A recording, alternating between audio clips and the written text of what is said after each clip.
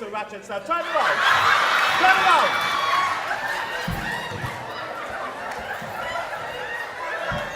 The church, do you care to ask any more questions? No more questions. What about you, defense? No, Your Honor, no, Your Please, Honor. let this witness step down. Please. Let me out now.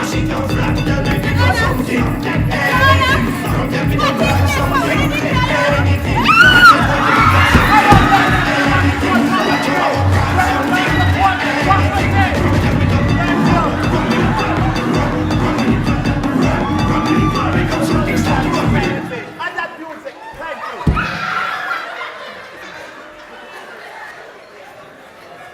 The church, Objection!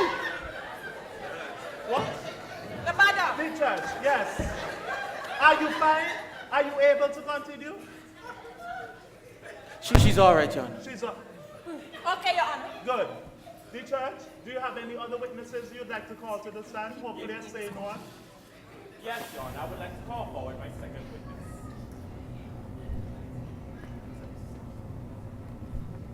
The court calls Professor Silvera to the stand. Okay, Professor, he'll probably be back. Please raise your right hand.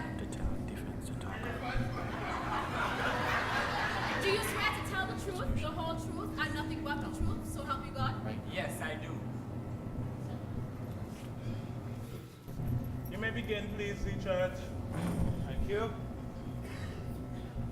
Good afternoon, Doctor. Good afternoon. You are a professor of sacred history, are you not? Yes, my name is Dr. Philip Julian Silvera, BSc, MSc, PhD, MDiv, Professor. APC, Professor. DIP, Professor, after what just transpired, I'm not in the mood to go through with this.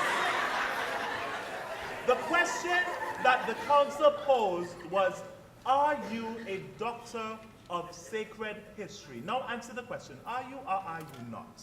Yes, Good. I graduated Let's- from the University of Intellectual Scholars with distinction.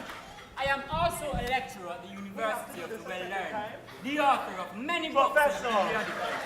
I also Professor, lecture at seminars all over the world. Professor, for the I am very respected last for time, my Professor, chosen field. Professor, for the very last time, are you a doctor of sacred history? Are you or are you not? Please answer the question. Yes, I am indeed. So why you never just say that from the very onset rather than carrying us around the whole of Antigua? Don't raise my blood pressure, young man. The church, please. I do apologize to the professor. And of course, So, Professor, Yes. you were approached to do a study. Can you tell us what this study entailed? Well, the Council of World Churches, to which I am the president, asked me to conduct a study on the relationship between the transgression of the law and its effect, BC 6000 to AD 70. Uh-huh. And what were the results of your study?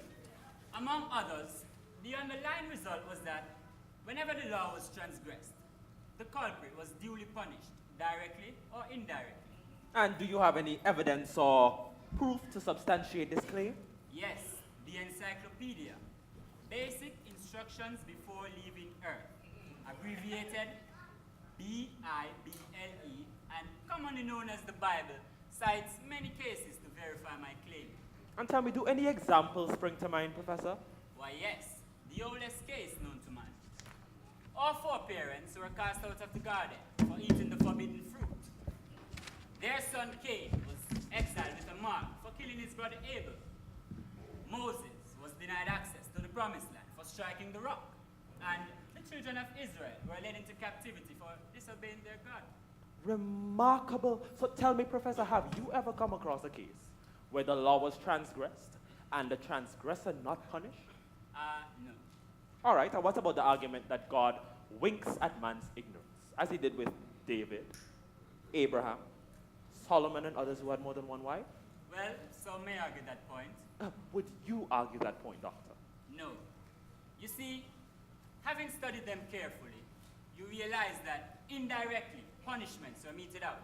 For example, Abraham had his fair share of heartache with his two wives, Sarah and Hagar, and the problem that was created in the form of their sons, Ishmael and Isaac, and the trouble it caused in the Middle East. We must also not forget that it was Solomon's love for the heathen woman which caused the kingdom to be divided. And we all know the story of David too well. Oh, yes. So, tell me, do you think what applied then should still be applied now, in your opinion? Objection, Your Honor. The What is it professor now? he's not qualified to give such an opinion or statement. Well, clearly Apply one now is to entitled to their own views. Professor, you may answer the question. Objection overruled. Yes, most certainly, Your Honor. You see, it is the same God that we are serving, and he did state, and I quote, "I am the same yesterday, today, and forevermore." So then expulsion from the glory-bound train is indeed in harmony with other punishments meted out in similar cases, right? Yes. No more questions, Your Honor. Thank you. Defense, the witness is all yours. Why, thank you, Your Honor. Hello, Professor. Hello. Professor, are you familiar with the term grace? That is the name of my late wife. Not that grace. Not that grace, Professor. So we will get to that grace shortly. But I was actually referring to the term, we are no longer under the law, but we are saved by grace. That one. You know that grace? Well, I have thought about that, my young friend. You see, grace is unmerited favor. Correct. Pardon for sin. Sin is the transgression of the law. Correct. The wages of sin is still death. Grace has never substituted the result of sin. It releases you from sin, but not from the consequences of sin. But, Professor, isn't it a shame that grace hasn't managed to release you from all the sins that you harbor in your heart? I don't know what you are Oh, implying. you don't? Oh, do you? You see, Professor, no one asked him to do any study of any sort. He actually went ahead and did his own study to have his own back. Objection, Your Honor. What does it matter whether or not the man was approached to do a study? The fact is he did a conclusive study, right? Correct. Sustained. Professor, please tell the jury about your wife Grace and your daughter Mercy. Objection, Your Honor. Objection again. Yeah. What the man, wife, and daughter have to do with the case at hand? It has everything to do with the case at hand. You see, what Professor failed to tell you that his wife and his daughter, Grace and Mercy, died in a car crash 5 years ago. See, though they died, the driver of the car, he escaped with minor bruises. Professor swore to himself that he will have his revenge. He said that driver will be put away with manslaughter, citing that he was driving carelessly. But the case never reached court.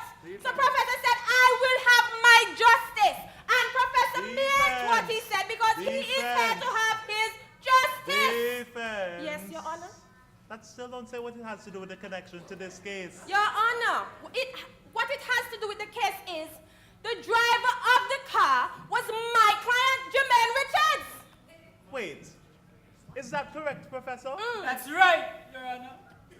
You took away my mercy and killed my grace. Unstable. Murdered them. All of his witnesses are unstable. I swear I'll get a little Torah if it's the last thing I do. He- Wait. Make sure he's not dying here, please. No more questions, Your Honor. Please. Your Honor, the witness What is is wrong with clearly you? in no condition to continue. I move that he should That step is, down. that All is of his correct. witnesses are Bailiff, unstable. please take him outside with this kind gentleman. Every last witness and unstable. Give him a glass of water as well, if you can.